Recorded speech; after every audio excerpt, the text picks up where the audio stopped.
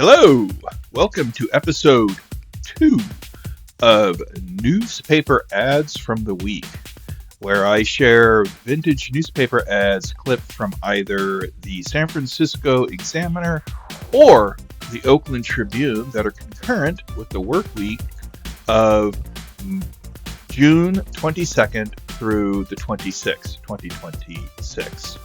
So a lot of 20s and a lot of 6s in there. Monday, June 22nd through to Friday, June 26th in the year of our mythical Lord, 2026. So let's step inside the Wayback Machine here and let's start our journey, shall we? First stop is June 22nd, 1977, and The People That Time Forgot starts today. Now, when I went to see The People That Time Forgot on the big screen, I had no idea that it was a direct sequel to The Land That Time Forgot. I just thought it looked like a fun and exciting fantasy adventure. Since this ad is from the San Francisco Examiner, I'm going to focus on the screenings in that region and leave the East Bay for when the daily clippings come around from the Oakland Tribune.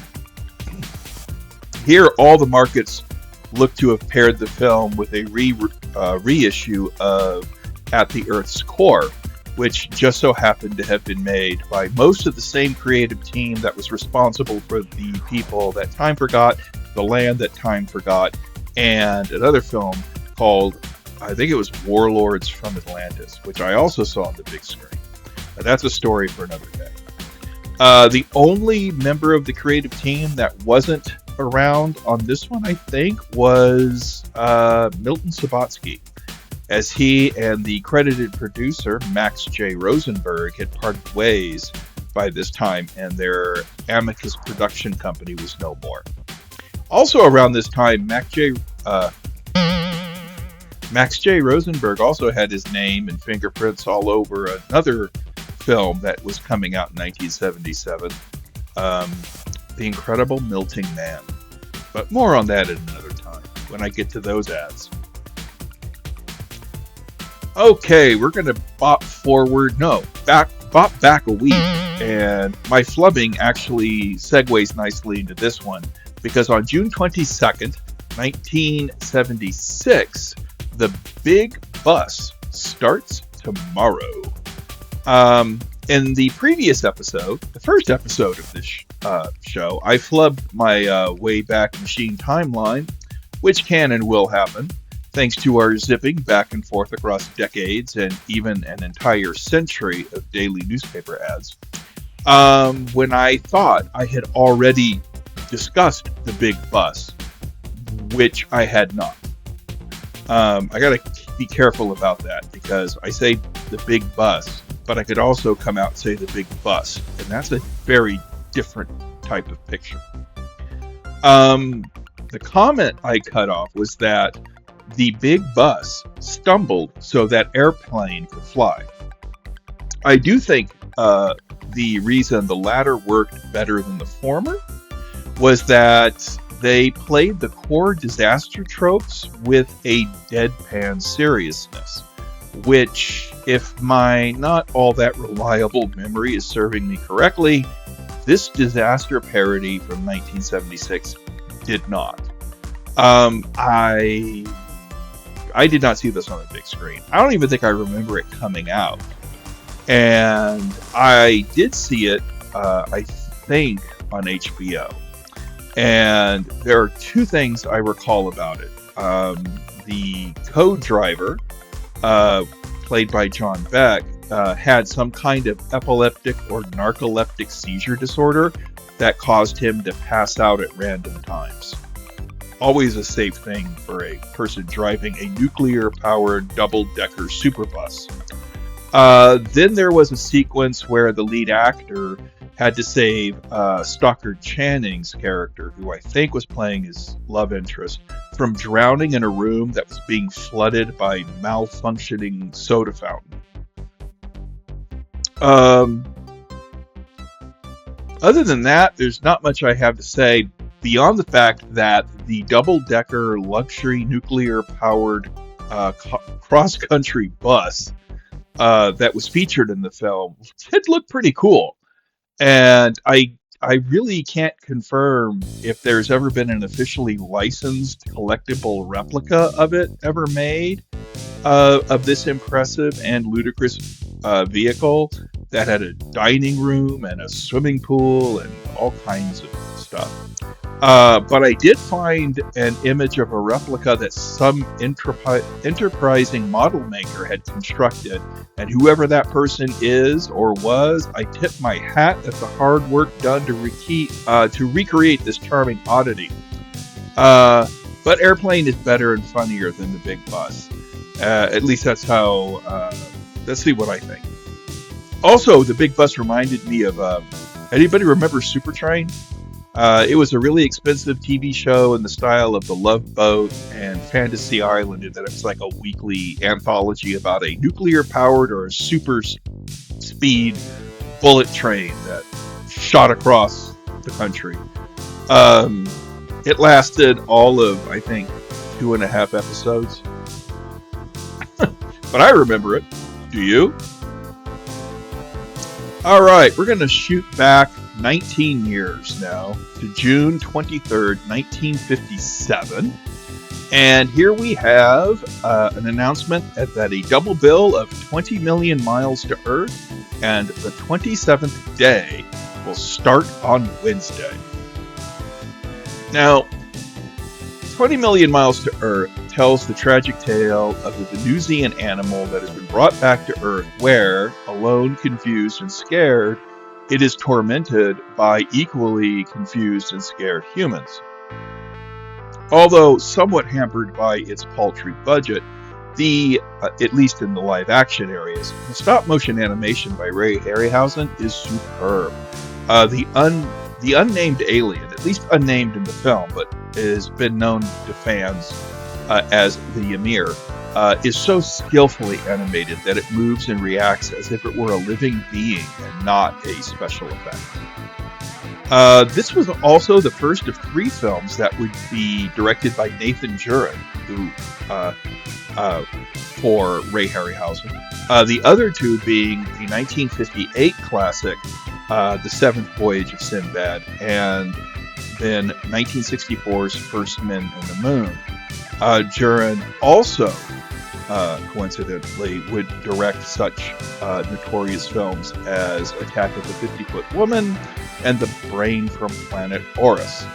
One of his last movies was The Boy Who Cried Werewolf, which reunited Juran with the star of The Seventh Voyage of Sinbad, Kerwin Matthews. There you go. The 27th day, I do have a vague memory of seeing some of it on television. I'm not too sure. Mostly what I remember is a scene of a man being hit by a car, but that's all I remember of it. It was on some Saturday afternoon, and I think I was anywhere from 6 to 7 years old.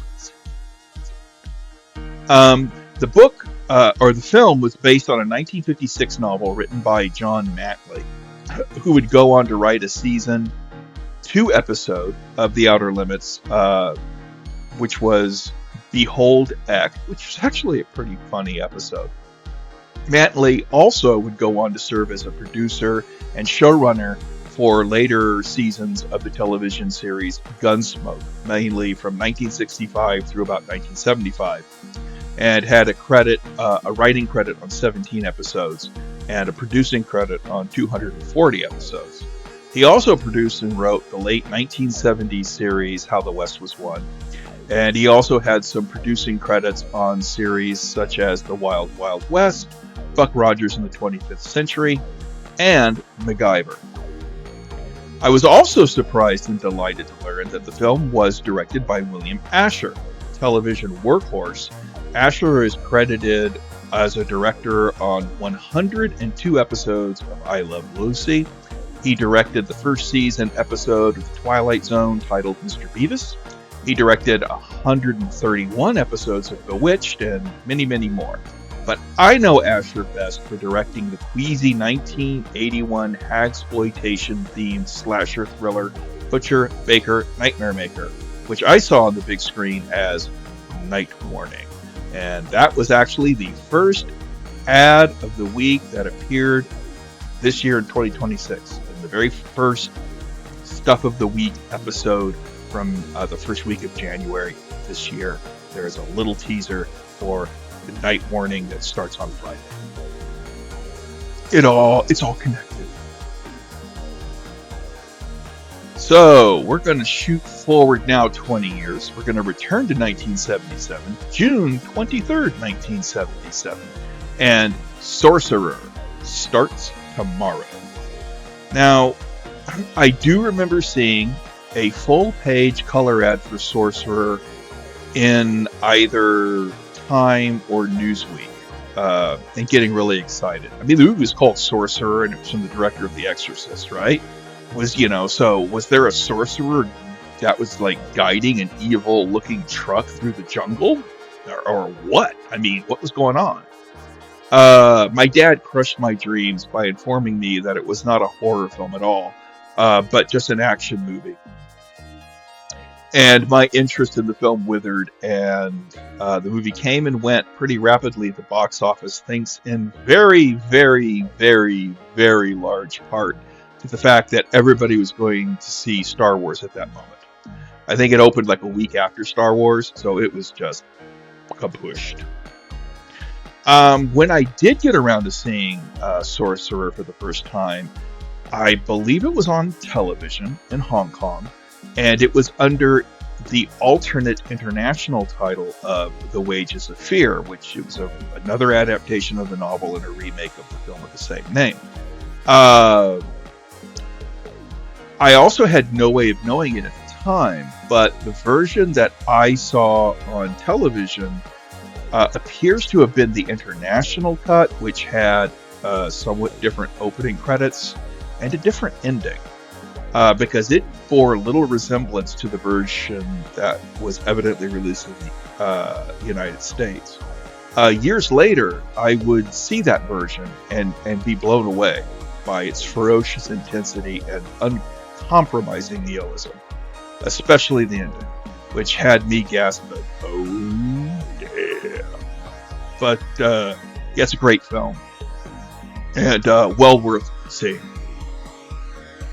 Okay, we're going to shoot forward now to June 24th, 2005. So that gives us, let's see, that's probably 28 years, maybe? Yeah, 28 years. We'll say 28 years later. To June 24th, 2005. And George A. Romero's Land of the Dead starts today. The Eli Roth quote comparing the release of a new George A. Romero zombie movie being something akin to the release of a new Star Wars film, at least in the year 2005, was not all that far off the mark as far as horror fans go. Well, at least as far as this horror fan went. I actually took a vacation day from work just so I could go see the very first matinee screening of Land of the Dead on its opening day. So at the Brendan Theater in Concord. Because I was really that excited about it. When the movie ended, I actually contemplated staying at the theater and getting a ticket for the next showing. But I didn't do so. I kind of regret it. But I wanted to get home and write a review for a now defunct webpage. Also, I think I needed to pick up Christopher from school. I'm not too sure. He may have been on vacation. He might have been with me. I don't remember. I remember being in the theater and seeing it. Beyond that, reaction to the film itself was mixed, of course. I remember one message board commentator describing the film as feeling as if it were a first and third act that had somehow lost its second act. So there was like a middle section seemed to be missing from the movie. Something that might have to do with Simon Baker's character of Riley Denbo feeling a tad thin and underdeveloped when compared to the more colorful and more energetic characters that surround him. Those characters, they're real standouts. You have John Leguizamo's Cholo, Ozzy Argento's Slack, Dennis Hopper's Kaufman, and Eugene Clark's really great turn as Big Daddy. I also liked the satiric flourish of having Big Daddy being surrounded by a zombie crew of his own. Let's see. Also, this movie was famously stitched together from all of the stuff that Romero had to cut from Day of the Dead way back in the 80s. So if you really ever want to get an idea of what the complete version of Day of the Dead as envisioned by Romero, you take Day of the Dead and Land of the Dead and kind of like mush them together. You know, a lot of the stuff that's happening in Land of the Dead with Kaufman and all that is going on. And Rhodes would be a crony of Kaufman, and the scientist would work for Kaufman. I mean, it's just kind of like, yeah. He had a really grand vision that got split into two movies that were made 20 years apart. While it may not have been the thunderous and energetic achievement I had hoped for, I still think it's a very solid entry, and one that showed that Romero still had the vision and the creative ability to make something that was interesting and entertaining. So, it's worth seeing. Now we're going to go back 15 years to June 24th, 1990. And we have here a teaser ad for the thriller Arachnophobia, or I should say, the Thrilomedy Arachnophobia, which is going to be opening on July 18th. Arachnophobia would be the first film to be released by Hollywood Pictures, the second distribution company created by the Walt Disney Corporation following its successful launch of Touchstone in the mid to late 80s. Hollywood Pictures releases were considered edgier and aimed at older, more mature audiences, or so their marketing department said. But I think it just allowed the House of Mouse to release more films without overexposing the names Walt Disney or Touchstone. Now, while the tagline, 8 legs, 2 fangs, and an attitude, is a wonderfully inspired creation, dubbing the film a Thrilomedy was not. Because what the hell is a Thrilomedy? I just think the Disney marketing team was not comfortable selling their Killer Spider movie as an out-and-out thriller. Was it scary? Yeah. Was it funny? Also, yeah. But when selling a movie, you gotta pick a marketing lane that is simple, direct, and easy to understand. And calling something a Thrilomedy was not. But I did see this on the big screen and loved it. Still do, in fact. It's almost as much fun as Tremors, I think. Almost. Not quite. Now we're going to go back, I think, 14 years to June 25th, 1976. And we have The Omen starting today, which means on Thursday, June 25th, 2026, The Omen turned 50 years old here in the good old US of A. Now, I remember being equal parts fascinated and unnerved by one of the countless advertisements for The Omen. They had a real saturation market for this thing. And it was the one where the shadow Damien casts is that of a dog-like figure, which I had no way of knowing at that time was meant to represent a jackal, or Damien's birth mother. The more used alternate, of course, was Damien casting a shadow of a cross. That, because of the perspective and everything, was rather conspicuously upside down, which everybody knows means evil. My only other memories around the 1976-77 time frame are flipping through the movie novelization and getting frightened by some of the black and white photos in the center of the book. The same also applies for the novelization of Damien Omen 2, which came out in 78. I'm pretty sure I first saw the film when it made its network television debut, because at the time of The Omen's theatrical release, my brother and I were considered far too young to be seeing such R-rated fare as this on the big screen. Um, because it was a major theatrical release, The Omen had no double feature in its indoor venues. However, I did check the Coliseum drive-in, where double bills were, pretty standard, almost essential to the format. And there, The Omen was paired with 1973's The Legend of Hell House, which is a great double bill. The adjacent screens also had some pretty good pairings. Screen number one had the G-rated Joe Camp movie Homps, HAWMPS, which is about the use of camels in the deserts of America.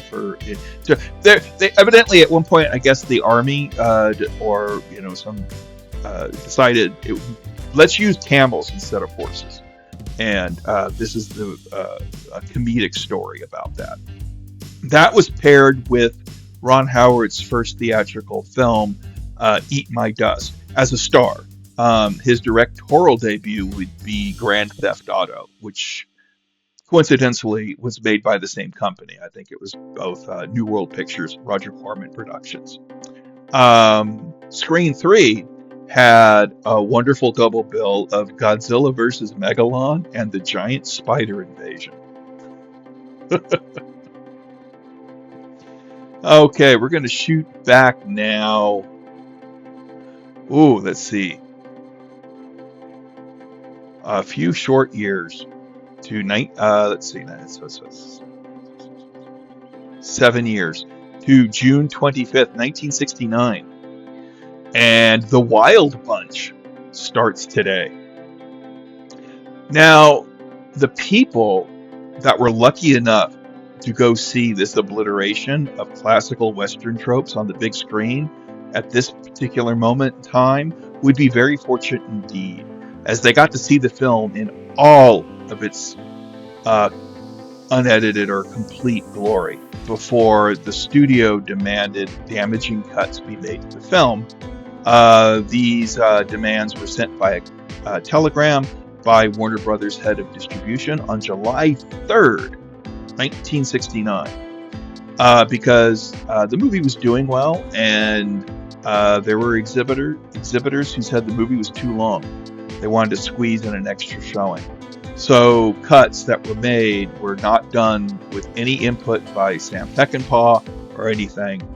And the cuts that were made consisted entirely of the film's flashback sequences, some lines of dialogue, and a battle scene that between Apache's forces and the forces of Pancho Villa.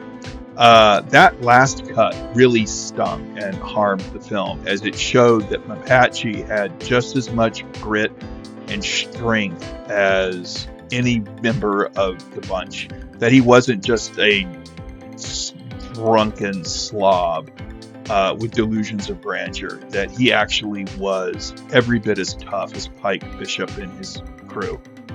Sam Peckinpah, understandably, went to his grave angry and unforgiving at what was done to what might have been his best film, but it has long since been restored, and you can see this turning point where the sanitized glorification of violence in the Western, bang, fall down, pretty, good versus evil, white hat, black hat, got slapped down and ground in the dirt by a gnarlier and much more realistic approach to what the West may have actually been like, or the people who lived past their time. I honestly, I don't know if Peckinpah ever created something that ever reached the power and intensity of this movie, and the sequence that is just like hardly any dialogue. But the sequence when Pike decides, he needs to stand with his man. He needs he needs to live and die by his, what he's been telling his crew. That's when he goes to the Gorch brothers and just says, "Let's go." And what follows from that moment up until when he says, "We want Angel," is, I don't know if there'll ever be a better. Yeah, I mean, it's just a brilliant moment. This was it, and they knew it, and they were okay with it, because as Pike himself said earlier in the movie, when you side with a man, you stay with him, and if you can't do that, you're like some animal. You're finished. We're finished, all of us. And in the end, the Wild Bunch decided they were men. They were a wild bunch of men, not a pack of animals. And it's a great movie. Okay, we're going to zip back 10 years now to June 26, 1959, and a double bill of Gigantus the Fire Monster and Teenagers from Outer Space starts today. Okay. The first Godzilla movie took 2 years to reach theaters and drive-ins in the United States, albeit in a very cosmetically altered version. The original film, I think, came out in 1954. The Godzilla King of the Monsters, which starred Raymond Burr, in insert shots and kind of like toned down the nuclear bomb metaphor aspects and references to like Hiroshima and Nagasaki that were in the film. Those were all excised. But this quickie sequel was released in 1955, the very next year. I mean, I think they rushed it into production every bit as quickly as, like, King Kong and Son of Kong. I think actually came out in the same year. But this one was much, much similar in being rushed in. At least that's how I remember it or think of it. But its release in the States took twice as long. It didn't come out until 1959. And while it was titled Godzilla Raids Again in Japan, the film was called Gigantus the Fire Monster in the States because, well, the distributor did not have the rights clearance to use the moniker Godzilla. Simple as that. While Gigantus the Fire Monster is no Godzilla King of the Monsters, it does introduce Anguirus, who, although in this film he is a quickly vanquished antagonistic nuisance for Godzilla, Anguirus would, much like Godzilla itself, be resurrected and evolve into being one of the Big G's closest allies. I mean, they are forever BFFs. So, this little misstep aside. Now, I have never seen Teenagers from Outer Space, not even when it was on Mystery Science Theater 3000. All I know about it is that the alien threat, or the big alien threat, is represented by the black silhouette of what is clearly a lobster. And evidently, according to Brian Sinn's book here, Twice the Chills, Twice the Thrills, Twice the Chills, horror and science fiction double features, 1955 to 1974. It was that prop lobster was a real lobster, a quite dead lobster, and therefore a quite odoriferous lobster. That wasn't fun doing that stuff. There is also a moment at the very beginning where an annoying dog, annoying, I used quotations, because the aliens are like, "Hey, that dog's barking at us. What an idiot." And it gets zapped by a ray gun and then collapses as a skeleton. And that's evidently a pretty cool effect, or shocking effect for like 1959. But that's all I know. I've never seen it. I don't know if I ever will. I don't know. It's on Mystery Science Theater 3000, which probably means I might see that version of it. I don't know. But we're going to zip forward now Oh, I'm going to try to do the math in my head. To uh, maybe 15 years, I think. Yeah, to June 26, 1974. And the retro film noir classic Chinatown starts today. Forget it, Jake. It's Chinatown. I did not see Chinatown on the big screen. No surprise there. Being that I was, I think, what, 6 or 7 years old when it came out? Six, seven, six, seven. But I did see Chinatown in, like, I think 84 it was, while we were living in Hong Kong. And it is one of those movies that packed a really formative wallop that left me shaken and breathless the first time I saw it. I think the only film that equals that kind of impact on me, at least in that it left me just so shaken, was Brian De Palma's Blowout. Although I do remember being rather shell-shocked by the ending of John Carpenter's Prince of Darkness back in 1987, but those are all subjects for another time. Although this ad does mention the potential for co-hits at certain venues, I checked the papers and there weren't any. This was a major studio prestige release, so it didn't have a second or B feature at its screenings and would not have them until the film had been out for quite some time, probably a few months, but before it reached the second or third run theaters. But there you have it, man. Chinatown. Bad for the glass. Bad for the glass. And so ends our journey for this week. I hope you enjoyed it. I do. I love doing this. And I hope you join me again on the next episode, where we'll talk about other movies and books and magazines and at some point, products. There's a lot of ads and a lot of years to cover. So until next time, let's all have some fun, okay? Bye.